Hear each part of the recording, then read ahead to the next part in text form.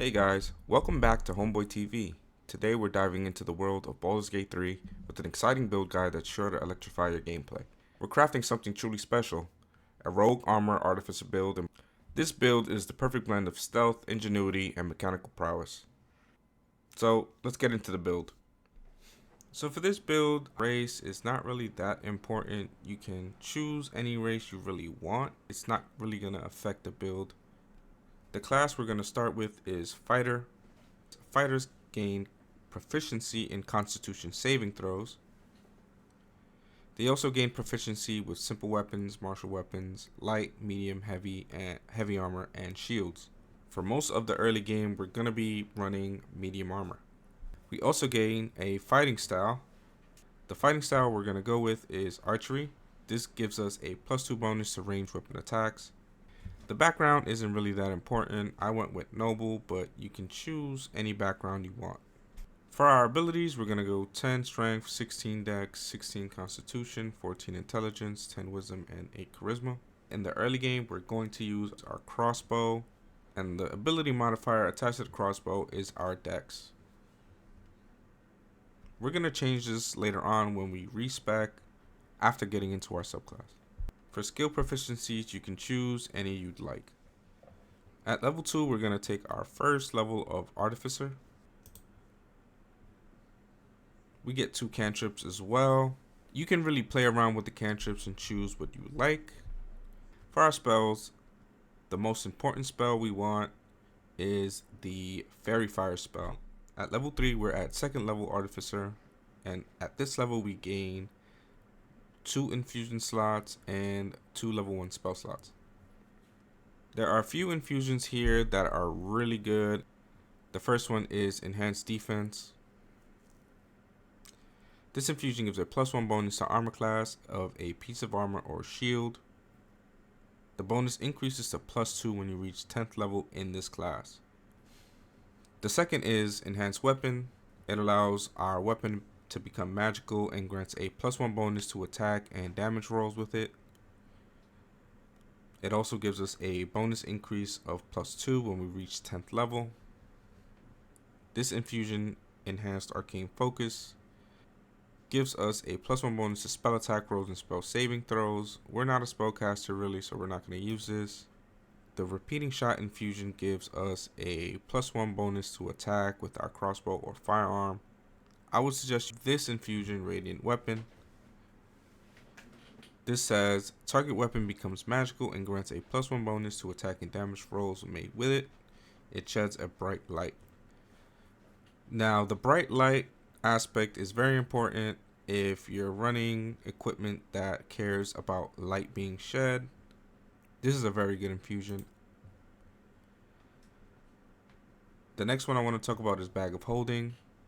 This infusion buffs your carrying capacity by a substantial amount. The next is the Homunculus Servant infusion. I don't find it as useful, but you can go with this if you do like summons. For me, I'll take the Bag of Holding infusion.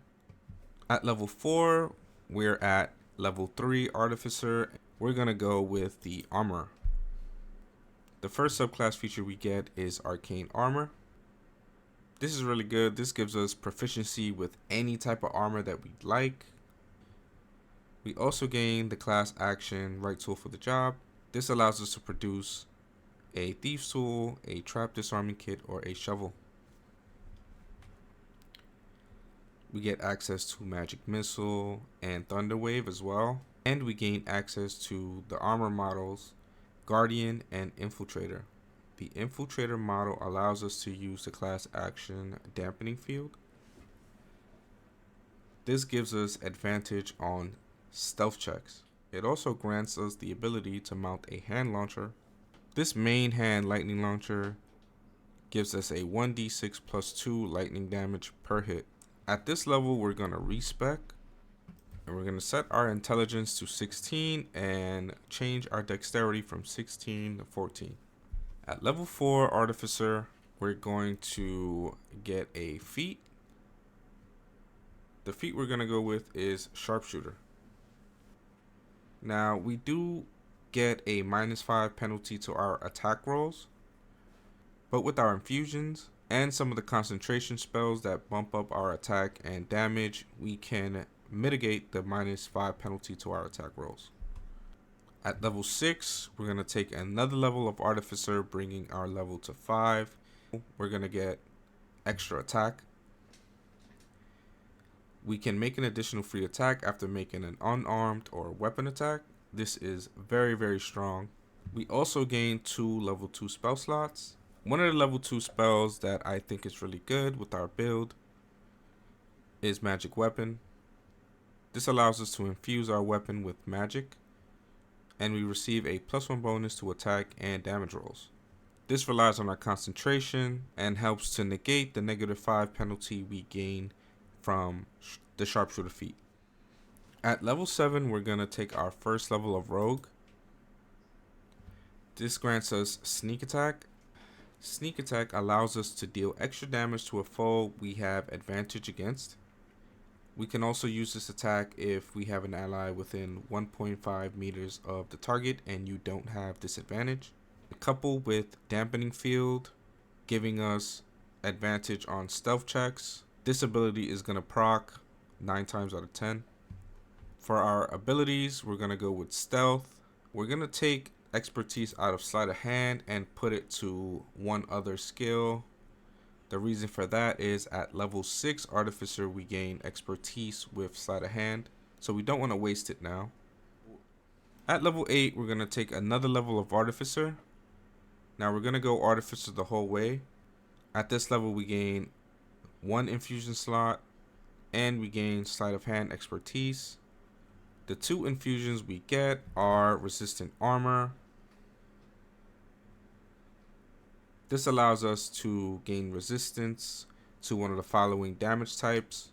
We also gain the infusion Boots of the Winding Path. We can infuse a pair of boots, allowing the wearer to increase their movement speed by 3 meters and don't provoke opportunity attacks. This is really good for our Infiltrator build and allows us to move throughout the battlefield without provoking opportunity attacks. It's very, very strong. At level 7 Artificer, gain the cantrip Flash of Genius. When you or another creature you can see makes an ability check or saving throw, you can use your reaction to add a bonus to the roll. At level 10, we're at Artificer level 8, and we gain another feat. Now, instead of going with another feat, I recommend to go with an ability score improvement. Because our ranged weapon attacks use our intelligence modifier, we want to bump that up as much as we can. We're going to raise our intelligence to 18. At level 11, we're at a level 9 Artificer. At this level, we gain 2 level 3 spell slots. We gain the subclass feature Perfected Armor. And we gain 2 level 3 spells, Hypnotic Pattern and Lightning Bolt. Now for the level 3 spells, we have some really good spells here. We have Haste, Counterspell, Grant Flight is very good, Revivify is amazing, and we have some 5e spells from the 5e spells mod here. I would suggest going with Elemental Weapon. This imbues our weapon with elemental power. We gain a +1 bonus to attack rolls, and we deal an additional 1d4 damage to an enemy with the damage type of our choice. Haste is really good. I would suggest getting that. Grant Flight is also really good. Counterspell, very good. And the rest, you can do what you like with it. Our final level, level 12, we take another Artificer, and we're at level 10 Artificer, and we gain some cool actions and cantrips here. We gain 2 infusions. We can use that to take Create Spell Slot. And we really want to take this infusion here. It's Replicate Magic Item. This is probably the strongest infusion in the game, and I'll go into why in a second. For the cantrips, you can choose anything you'd like. I love Firebolt. I personally am going to go with Firebolt. The spells, you can take whatever you like. Just make sure you have that Fairy Fire. Now there are items in the game that give you advantage when you attack. There's a ring that gives you advantage when you attack. If you don't come across that ring or other magical items that give you advantage, Fairy Fire is going to be your best friend. At this level, we also get salvage elements. So how this works is we choose an item in the world. We select salvage elements. We salvage the elements of that item, extract its elements, and then we use alchemical adept here, and we can create any one of these items here.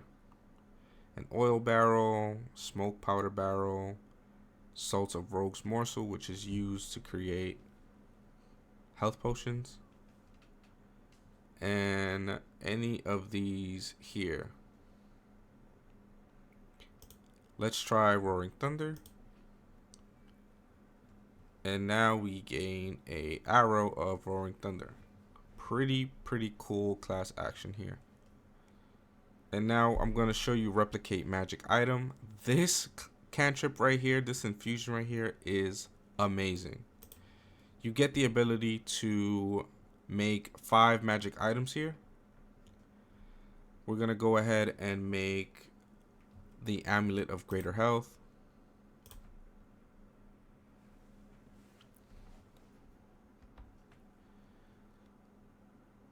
This amulet here gives us advantage on Constitution saving throw checks, and it sets the wearer's Constitution to 20. Very strong item. You can use it yourself. You can give it to a companion. The advantage on Constitution saving throw is very good if you want to use Fairy Fire, or if you want to go more of the damage route and you found one of the equipment that gives you advantage on attack rolls already, you can use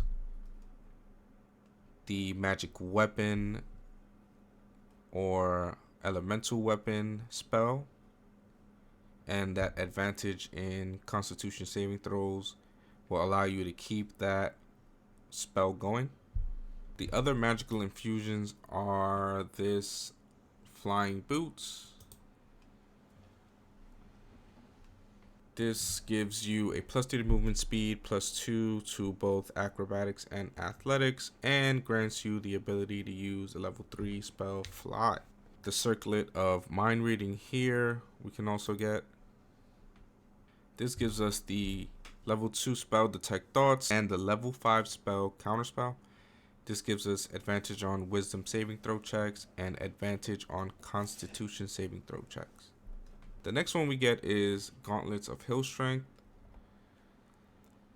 And we can use this magical item here. It sets the wearer's strength to 20 and gives you a +1 to strength saving throws. This is useful for any fighter or barbarian build. The final infusion is the Crypt Lord Ring. I think this is the least powerful of all 5.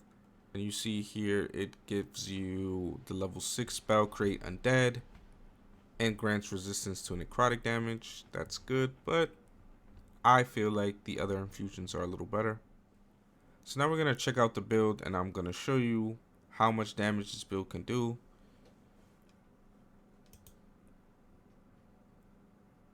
We're going to go ahead and use the infusions here. Enhanced weapon infusion. We're going to go with the radiant weapon infusion. We're going to cast a level 3 spell, elemental weapon, which gives us a +1 of attack rolls and a 1d4 to damage of our choice. We're going to go with lightning.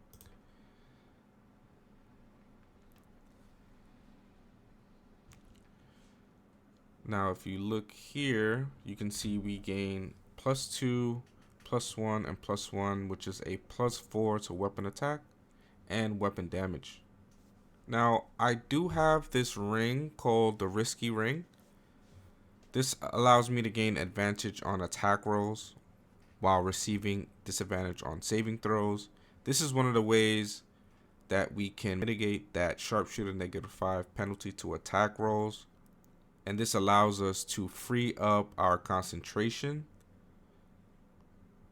because we don't have to use fairy fire to gain advantage. In turn, we can use that concentration to cast a spell like elemental weapon. And also, because we have advantage on our attack rolls, we will be proccing sneak attack. As we see here, we get a chance to do 35 damage each attack, as opposed to 20 damage here for our regular lightning launcher. So we're gonna go ahead and see how much damage this actually does.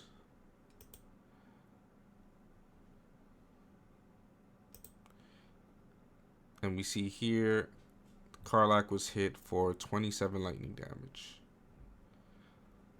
That is pretty good.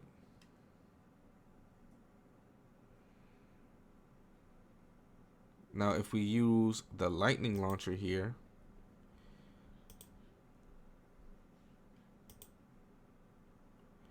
you see we dealt 23 damage and an additional 5 damage with the sneak attack.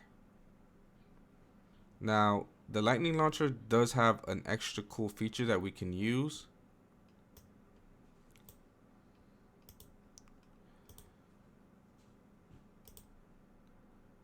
Once per turn, we can use this lightning launcher and we can deal an additional 1 to 6 damage.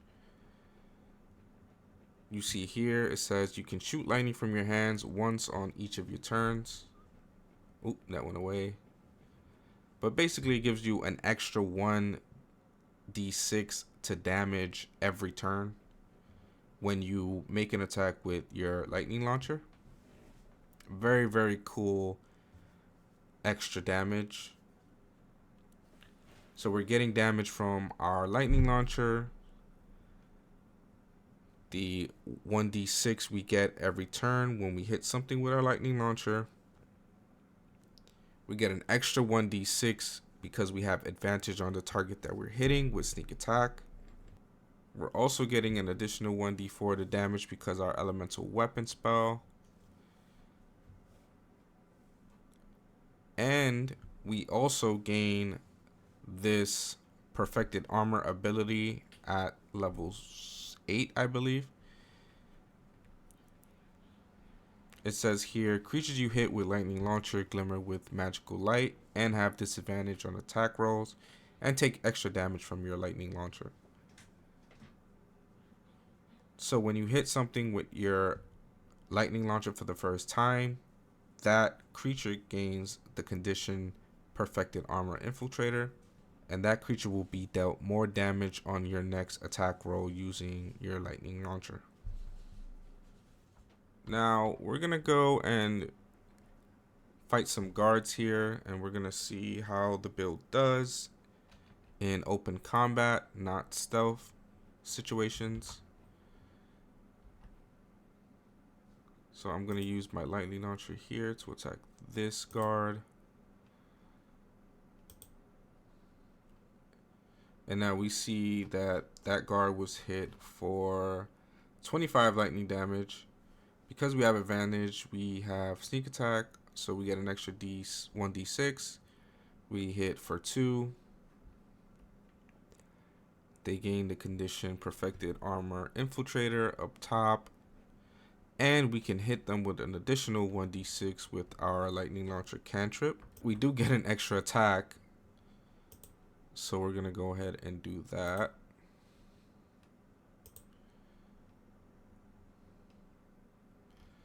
So we did 27 lightning damage and sneak attack hit for 3. We also did psychic damage because of one of the abilities I have. But we're going to go ahead and fight these other 2 guards.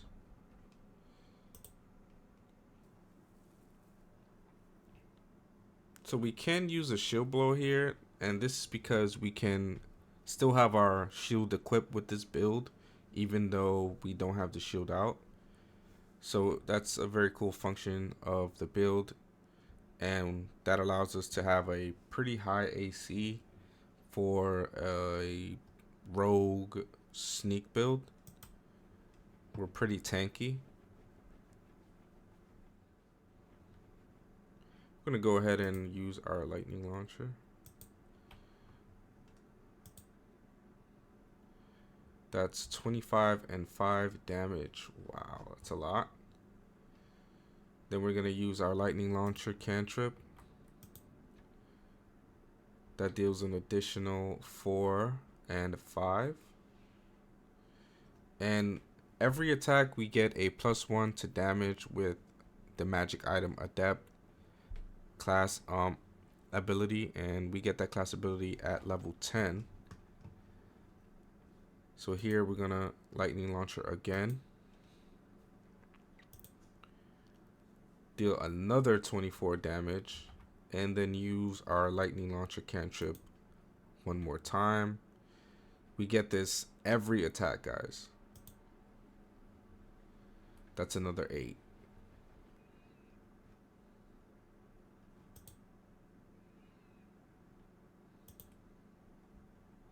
So I'm running away to make sure we get advantage on our attack rolls, which will proc sneak attack.